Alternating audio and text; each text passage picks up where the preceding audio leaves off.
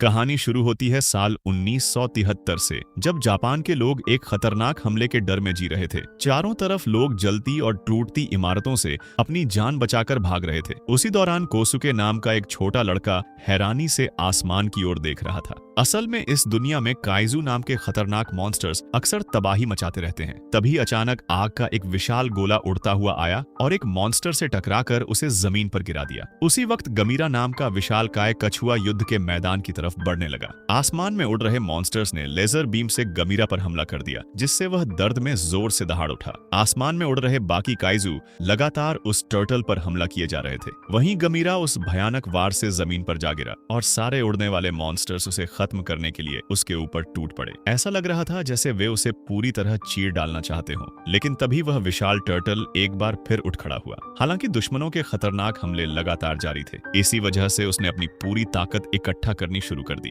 देखते ही देखते गमीरा सूरज की तरह चमकने लगा और फिर अचानक इतना बड़ा विस्फोट हुआ कि सारे दुश्मनों के साथ वह खुद भी मिट गया। उसने इंसानों को बचाने के लिए अपनी जान कुर्बान कर दी। इस घटना के कई सालों बाद कोसुके अब बड़ा हो चुका था। अब उसका एक बेटा भी था जिसका नाम तोरू था। एक दिन वह अपने बेटे के साथ अपनी पत्नी की कब्र पर पहुंचा। कोसुके ने तोरू से कहा कि उसकी मां अब स्वर्ग में है, लेकिन तोरू इन बातों पर भरोसा नहीं करता था। उसके मुताबिक उसकी मां अब सिर्फ कब्र में दबी हड्डियां बन चुकी थी। खैर, अगले दिन स्कूल में स्विमिंग क्लास के लिए जाते समय तोरू की नजर पानी के उस पार मौजूद एक आइलैंड पर पड़ती है, जहां से अजीब सी रोशनी लगातार चमक रही थी, मानो वह उसे अपनी तरफ बुला रही हो। तब तोरू ने स्कूल छोड़कर उस रोशनी तक जाने का फैसला किया और सीधे उसकी तरफ निकल पड़ा। कुछ देर बाद वह तैरते हुए उस आइलैंड के किनारे तक पहुंच गया। फिर चट्टानों पर चढ़कर धीरे धीरे उस चमकती हुई जगह की तरफ बढ़ने लगा। वहां असल में एक बड़ा अंडा रखा था जो चमकते पत्थर के ऊपर मौजूद था। तभी तोरू उन चीजों को ध्यान से देख ही रहा था कि अचानक अंडा टूटने लगा और उसमें से एक छोटा टर्टल बाहर आ गया। यह देखकर तोरू ने तुरंत उस छोटे जीव की मदद की और देखते ही देखते दोनों के बीच दोस्ती हो गई। लेकिन तभी उसकी नजर टर्टल के पेट पर बने एक खास निशान पर पड़ी। इसके बाद तोरू उसे अपने घर ले आया और उसका नाम टोटो रख दिया। मगर उसने कभी नहीं सोचा था कि वह छोटा जीव सिर्फ एक ही दिन में इतनी तेजी से बढ़ने लगेगा। खैर, अगली सुबह जब तोरू के पिता उसका कमरा साफ करने आए तो वह टोटो को उनसे छुपाने लगा। लेकिन तभी वह हैरान रह गया क्योंकि टोटो किसी तरह हवा में उड़ रहा था। उसी वक्त तोरू की पड़ोसन माय ने यह सब देख लिया और डरकर जोर से चीख पड़ी, जिसकी वजह से वह छोटा जानवर घबराकर तुरंत उड़ते हुए तोरू के पास आ गया। तोरू ने समय रहते उसे पकड़ लिया। फिर उसने तुरंत माय को चुप रहने के लिए कहा और दोनों मिलकर टोटो को तोरू के पिता से छुपाने में सफल हो गए। इसके बाद कोसुके उलझन में वहां से वापस चला गया। फिर तोरू ने माय को उस टर्टल के बारे में सब दिखाया। ये देखकर माय हैरान रह गई कि टोटो हवा में ऐसे उड़ रहा था जैसे उसके नीचे कोई जेट लगा हो। इसके बाद तोरू ने तय किया कि वह अपने बाकी दोस्तों को भी इस अजीब जीव के बारे में बताएगा। तभी सारे लड़के उड़ते हुए टोटो को देखकर दंग रह गए और सभी उसके दोस्त बनना चाहते थे। लेकिन माय उनसे थोड़ी बड़ी थी। उसे बच्चों की यह लापरवाही बिल्कुल अच्छी नहीं लगी क्योंकि उसके हिसाब से टोटो खतरनाक साबित हो सकता था। फिर उसने तोरू को गमीरा से जुड़ी एक रिपोर्ट दिखाई और बताया कि तुम्हारा पेट काफी हद तक उसी जैसा दिखता है। उसके पास भी उड़ने की ताकत थी। इसके बाद माय ने तोरू से कहा कि उसे उस जीव को छोड़ देना चाहिए, लेकिन तोरू किसी भी हालत में मानने को तैयार नहीं था। उसके लिए टोटो सिर्फ एक प्यारा सा पेट था, कोई डरावना मॉन्स्टर नहीं। मगर कुछ ही दिनों में यह बात गलत साबित होने लगी क्योंकि टोटो बहुत तेजी से बड़ा होने लगा और धीरे धीरे इतना विशाल हो गया कि अब तोरू उसे अपने घर में नहीं रख सकता था। मजबूर होकर तोरू को अपने दोस्तों की मदद से उस जानवर को उनके छुपे हुए अड्डे तक ले जाना पड़ा। सारे लड़के अपने टर्टल को इतनी तेजी से बढ़ता देखकर हैरान थे, लेकिन माय अब भी उसकी असली पहचान को लेकर चिंतित थी। उसने एक बार फिर तोरू को समझाया कि यह जीव खतरनाक साबित हो सकता है, मगर तोरू अब भी मानने को तैयार नहीं था कि टोटो ही गमीरा है। वह बिल्कुल नहीं चाहता था कि उसका प्यारा टर्टल भी गमीरा की तरह मारा जाए। तभी माय ने भावुक होकर उससे कहा कि मैं हमेशा तुम्हारी देखभाल नहीं कर सकती, हमेशा अपने दिमाग से फैसला लेना, ठीक है? इतना कहकर वह वहां से चली गई और तोरू समझ ही नहीं पाया कि माय अचानक इतनी भावुक क्यों हो गई थी। खैर, अगले दिन तोरू को सच्चाई तब पता चली जब उसने माय को स्कूल जाते हुए देखा। उसे मालूम हुआ कि उसके माता पिता उसकी तबीयत को लेकर काफी परेशान थे। दरअसल जल्द ही माय की हार्ट सर्जरी होने वाली थी और अगर कुछ गड़बड़ हुई तो उसकी जान भी जा सकती थी। ये सब देखकर तोरू को अपनी माँ की याद आने लगी और पहली बार उसे दिल से एहसास हुआ कि काश उसकी माँ आज जिंदा होती। इसके बाद तोरू ने वह लाल पत्थर उठाया जो उसे टोटो के साथ मिला था और उसने तय किया कि वह इसे माय को देगा। उसे उम्मीद थी कि शायद शायद यह पत्थर सर्जरी के समय उसकी रक्षा करे और उसे सुरक्षित रखे। माए ने वह पत्थर लेते हुए तोरू का धन्यवाद किया और कहा कि ठीक होने के बाद वह इसे वापस लौटा देगी, लेकिन उसके मन में एक अजीब डर बना हुआ था, जैसे कुछ बुरा होने वाला हो। खैर, अगले दिन जब तोरू अपने छुपे हुए अड्डे पर पहुंचा तो वह हैरान रह गया क्योंकि टोटो वहां से गायब हो चुका था। तभी तोरू और उसके दोस्त मिलकर टोटो को हर जगह तलाशने लगे, लेकिन लाख कोशिशों के बाद भी उन्हें टोटो कहीं नहीं मिला। वहीं उन्हें इस बात का जरा भी अंदाजा नहीं था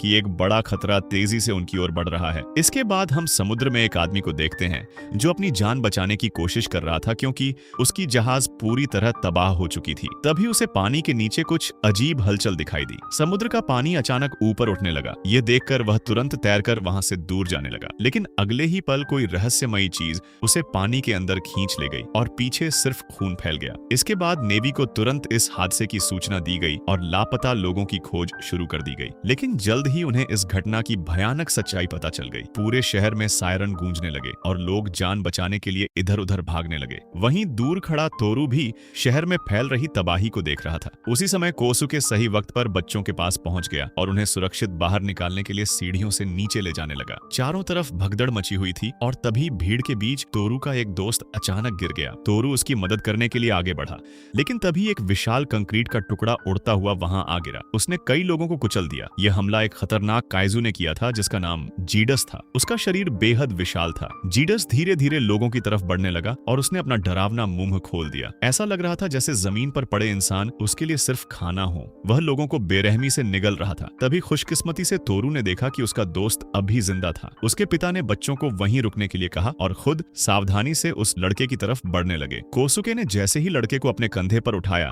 तभी काइजू सीधे उनकी तरफ झपट पड़ा, लेकिन उसी पल अचानक एक दूसरा विशाल जीव उनके सामने आ गया। उसे देखकर कोसुके पूरी तरह हैरान रह गया। उसके सामने एक बड़ा टर्टल जैसा मॉन्स्टर खड़ा था जो गुस्से में अपने दुश्मन पर दहाड़ रहा था। कोसुके ने तुरंत पहचान लिया कि यह जीव बिल्कुल गमीरा जैसा था जो इंसानों को बचाने आया था। वहीं जीडस गुस्से में जोर जोर से गुर्राने लगा, मगर टर्टल तुरंत उसकी तरफ दौड़ा और उसके पैर पर जोर से काट लिया, जिससे जीडस दर्द में चीख उठा। फिर जीडस ने टर्टल को बार बार जमीन पर पटकना शुरू कर दिया ताकि उसे रास्ते से हटा सके और आखिर में उसे जोर से उछालकर एक बिल्डिंग से दे मारा, लेकिन वह जल्दी ही संभल गया और दोबारा खड़ा हो गया। तभी तोरू की नजर उस टर्टल के शरीर पर बने निशान पर पड़ी और उसे समझ आ गया कि यह उसका पेट टोटो ही है, जो शायद गमीरा का बेटा या उसका नया रूप था। इसके बाद तोरू तुरंत उसकी तरफ दौड़ा ताकि टोटो की मदद कर सके। वहीं गमीरा को वह खतरनाक छिपकली धीरे धीरे पीछे धकेल रही थी। तभी जीडस गुस्से में दहाड़ा और अपनी पूंछ से टर्टल को इतनी ताकत से मारा कि वह हवा में उड़ता हुआ पुल पर जा गिरा, लेकिन वह इतनी आसानी से हार मानने वाला नहीं था। जीडस तेजी से टर्टल की तरफ बढ़ा और आखिरी हमला करने के लिए पुल पर चढ़ने लगा। फिर उसने अपनी लंबी जीभ से वार करके गमीरा को घायल कर दिया। अब टर्टल लगातार उसके हमलों से बचने की कोशिश कर रहा था, जबकि पूरा पुल धीरे धीरे टूटने लगा था। तभी अचानक गमीरा ने उसकी जीभ पकड़ ली और सीधे उसके चेहरे पर आग का गोला छोड़ दिया। इस वार से जीडस बुरी तरह घायल होकर पानी में जा गिरा। आखिरकार गमीरा ने यह लड़ाई जीत ली थी, लेकिन वह खुद भी काफी जख्मी हो चुका था। तभी तोरू अपने दोस्त की तरफ दौड़ा, मगर मिलिट्री ने उसे रोक लिया और पूरे इलाके को घेरना शुरू कर दिया। इसके बाद सैनिकों ने उस विशाल टर्टल को चारों तरफ से घेर लिया। वहीं गमीरा बड़ी मुश्किल से हिल पा रहा था। कुछ देर बाद फौज उसे एक बड़े ट्रक पर बांधकर वहां से ले जाने लगी। ये देखकर तोरू तुरंत अपने दोस्त की तरफ भागा और बेहोश पड़े उस विशाल टर्टल को देखता रह गया। बेचारा तोरू ट्रक के पीछे पीछे दौड़ता रहा। वह बार बार टोटो का नाम पुकार रहा था। टोटो ने भी उसकी आवाज सुनकर एक पल के लिए अपनी आंखें खोली, लेकिन तभी सैनिक उसे तेजी से वहां से दूर ले गए। खैर, बाद में जब तोरू अपने पिता के साथ शेल्टर पहुंचा तो उसने गमीरा की असली सच्चाई के बारे में पूछा। तब कोसुके ने उसे बताया कि टोटो शायद उसी काइजू का पुनर्जन्म है जिसने कई साल पहले इंसानों को बचाने के लिए अपनी जान दे दी थी। फिर उसने तोरू को समझाया कि उस जीव से ज्यादा जुड़ाव मत रखो, क्योंकि वह इंसानों की रक्षा के लिए मॉन्स्टर्स से लड़ता है और एक दिन इसी लड़ाई में मारा भी जा सकता है। लेकिन तोरू ने यह बात मानने से साफ मना कर दिया। इसी बीच हम देखते हैं कि गमीरा को एक लैब में ले जाया गया, जहां वैज्ञानिक उसकी जान बचाने की हर संभव कोशिश कर रहे थे। उन्हें समुद्र के अंदर कई लाल पत्थर मिले थे और उनका मानना था कि गमीरा की ताकत का रिश्ता उन्हीं पत्थरों से है। इसी कारण उन्होंने उन पत्थरों को गमीरा के शरीर में इंजेक्ट कर दिया। वहीं दूसरी तरफ तोरू को माए के माता पिता का फोन आया। उन्होंने बताया कि ऑपरेशन के बाद से माए नींद में अजीब बातें कर रही हैं। असल में माए का गमीरा के साथ एक रहस्यमयी जुड़ाव बन चुका था और उसे महसूस हुआ कि पूरी तरह ठीक होने के लिए गमीरा को उस चमकते पत्थर की जरूरत है। जैसे ही तोरू को समझ आया कि गमीरा को मदद की जरूरत है, वह तुरंत अपने दोस्तों के साथ माए से वह पत्थर लेने निकल पड़ा ताकि उसकी शक्तियां वापस लौटा सके। सुबह जब कोसुके की आंख खुली तो उसने देखा कि उसका बेटा एक गुड बाय लेटर छोड़कर गया है। यह देखकर वह तुरंत तोरू के पीछे निकल पड़ा। उधर वैज्ञानिक उस विशाल टर्टल को ठीक करने की पूरी कोशिश कर रहे थे, लेकिन उन्हें समझ नहीं आ रहा था कि उनका तरीका असर क्यों नहीं कर रहा। तभी अचानक काइजू ने अपनी आंखें खोल दी, क्योंकि उसे एहसास हो गया था कि जीडस समुद्र पार करके लोगों की तरफ बढ़ रहा है। उसी वक्त डॉक्टरों को खबर मिली कि वह लिजर्ड काइजू सीधे उनकी बिल्डिंग की तरफ बढ़ रहा है, लेकिन साफ नजर आ रहा था कि गमीरा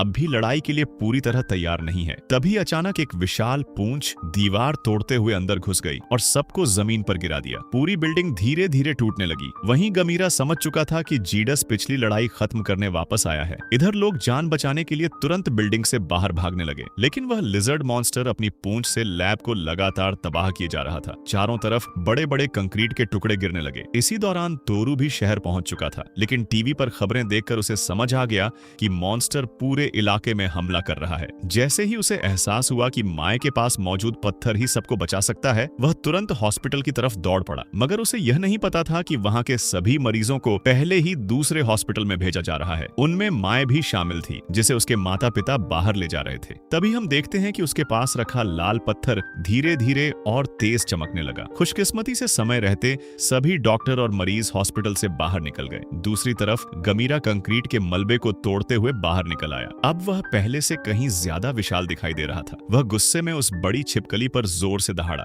वहीं उसका दुश्मन पूरे शहर में तबाही मचा रहा था। चारों तरफ भगदड़ का माहौल था। इमारतें लगातार गिर रही थीं और लोग अपनी जान बचाकर भाग रहे थे। तभी जीडस भागते हुए लोगों की तरफ बढ़ा और उन्हें निगलने ही वाला था कि अचानक गमीरा ने जोरदार टक्कर मारकर उसे नीचे गिरा दिया। वह विशाल टर्टल एक बार फिर इंसानों की रक्षा करने लौट आया था। तभी दुश्मन गुस्से में दहाड़ा और पूरी ताकत लगाकर गमीरा को पीछे धकेलने लगा। कुछ ही देर में मुकाबला पूरी तरह पलट गया और वह दानव टर्टल पर हावी होने लगा। उसने गमीरा को जोर से जमीन पर पटक दिया। ये सब तोरू अपनी आंखों के सामने देख रहा था। तभी वह पूरी ताकत से अपने दोस्त का नाम पुकारने लगा और उसकी आवाज सुनकर टर्टल ने फिर से उठने की कोशिश की, लेकिन दुश्मन लगातार उस पर हमला करता रहा। तब तोरू को एहसास हुआ कि अब समय बहुत कम बचा है, इसलिए वह बिना देर किए हॉस्पिटल की तरफ भागा और आखिर में सबवे स्टेशन पहुंच गया, जहां वह भागती भीड़ के उल्टी दिशा में दौड़ रहा था। इसके बाद सभी लड़के हॉस्पिटल पहुंच गए और तेजी से ऊपर की मंजिलों की तरफ भागे, मगर वहां उन्हें सिर्फ खाली पड़े बेड दिखाई दिए। उन्हें माए वहां कहीं दिखाई नहीं दी। लेकिन राहत की बात यह थी कि तोरू को वहां अपने पिता मिल गए। कोसुके ने उसे और खतरे में जाने से रोकते हुए कहा कि उस काइजू के बारे में भूल जाओ, मगर तोरू किसी भी कीमत पर पीछे हटने को तैयार नहीं था। वह गमीरा को उसके पुराने रूप की तरह मरते हुए नहीं देख सकता था। उसके लिए वह अब भी उसका प्यारा टोटो ही था। यही सोचकर वह दोबारा उस मॉन्स्टर की तरफ भाग पड़ा। वहीं कोसुके ने बाकी लड़कों को तुरंत रिफ्यूजी कैंप जाने के लिए कहा और खुद अपने बेटे के पीछे निकल गया।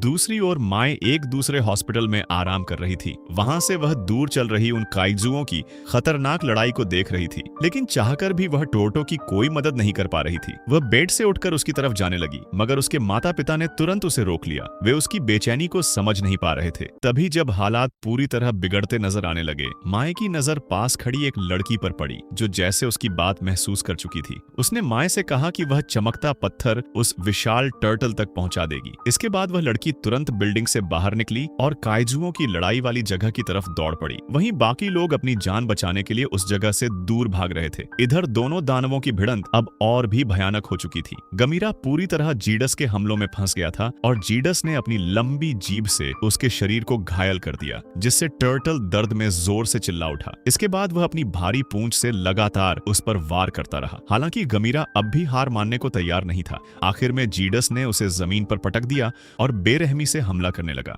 लेकिन तभी गमीरा को जवाबी हमला करने का मौका मिल गया। उसने अपने दुश्मन को जोर से दबोच लिया और छोड़ने का नाम ही नहीं लिया, जिससे वह विशाल लिजर्ड दर्द में जोर जोर से दहाड़ने लगा। मगर उसने भी हार नहीं मानी। वह गमीरा को घसीटते हुए एक ऊंची बिल्डिंग पर चढ़ गया और धीरे धीरे उसे हवा में उठाने लगा। फिर अचानक नीचे गिरते हुए उसने अपनी पूंछ से ऐसा जोरदार वार किया कि टर्टल उड़ता हुआ सीधे एक बड़ी इमारत के अंदर जा टकराया। ये देखकर तोरू घबरा गया और पूरी ताकत से गमीरा का नाम पुकारने लगा, लेकिन उसे जरा भी एहसास नहीं था कि इंसानों की तरफ से मदद तेजी से उसकी ओर बढ़ रही है। हम देखते हैं कि लाल पत्थर लेकर दौड़ रही लड़की अचानक भगदड़ के बीच फंस जाती है। तभी वह पत्थर पास खड़े एक दूसरे लड़के के हाथ में दे देती है। कुछ समय बाद एक पुलिस ऑफिसर उस बच्चे तक पहुंचता है और उसे सुरक्षित बाहर निकालने की कोशिश करता है, मगर जाते जाते जाते लड़का वह पत्थर एक और बच्चे को थमा देता है जो वहां से गुजर रहा था। उसने भी बिना डरे उस जिम्मेदारी को स्वीकार कर लिया। इस तरह वह लाल पत्थर लगातार एक इंसान से दूसरे इंसान तक पहुंचता हुआ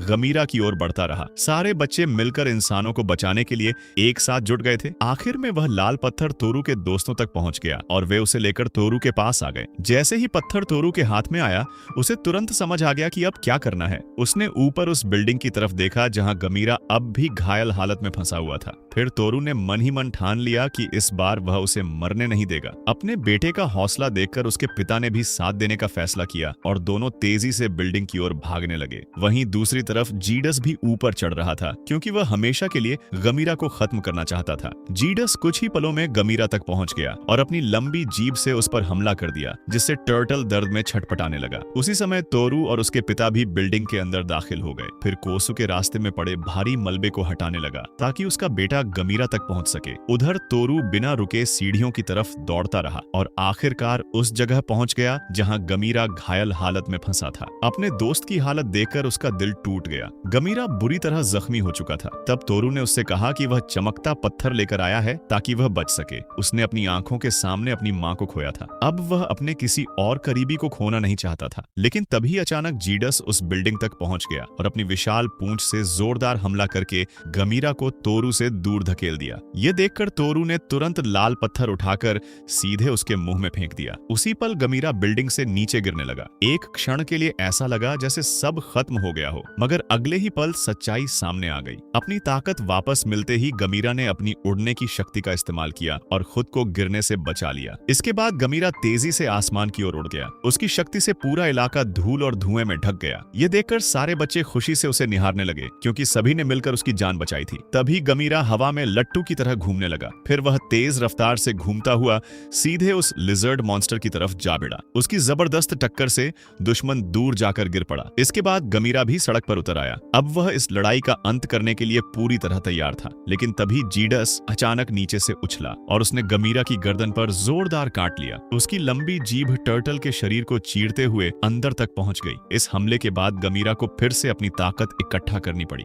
वहीं तोरू अपने पिता के साथ पास की बिल्डिंग से पूरी लड़ाई देख रहा था। तभी सैनिक तेजी से उनकी तरफ आए और उन्हें वहां से निकलने को कहने लगे क्योंकि सबको लगा कि गमीरा अब फटने वाला है। मगर तोरू को दिल से यकीन था कि इस बार ऐसा नहीं होगा। फिर सभी लोगों ने सांस थाम ली जब गमीरा ने अपने दुश्मन को पीछे धकेलना शुरू किया। उसने उस लिजर्ड मॉन्स्टर की लंबी जीभ को कसकर पकड़ लिया और बेरहमी से उसे चीरकर अलग कर दिया। दर्द से तड़पता जीडस लड़खड़ाता हुआ पीछे हटने लगा। आखिरकार गमीरा ने अपने अंतिम वार की तैयारी शुरू कर दी। उसका शरीर पहले से ज्यादा चमकने लगा और उसके आसपास की चीजें जलने लगी। अगले ही पल उसने एक विशाल आग का गोला सीधे जीडस की तरफ छोड़ दिया। भयानक विस्फोट होते ही वह मॉन्स्टर टुकड़ों में बिखर गया। पीछे सिर्फ आग और धुआं रह गया। लड़ाई जीतने के बाद गमीरा थककर जमीन पर गिर पड़ा। वहीं दूसरी तरफ मिलिट्री फिर से उसकी तरफ बढ़ने लगी ताकि उसे पकड़ सके। मगर इस बार सैनिक उसके पास पहुंच ही नहीं पाए क्योंकि तोरू और उसके दोस्त उनके सामने आकर खड़े हो गए। सभी बच्चे जोर जोर से चिल्लाने लगे कि आज उसी ने हम सबकी जान बचाई है, उसकी आजादी मत छीनो। बच्चे लगातार गमीरा को वहां से चले जाने के लिए कहने लगे। कोसुके ने भी सैनिकों से कहा कि उसे जाने देना चाहिए।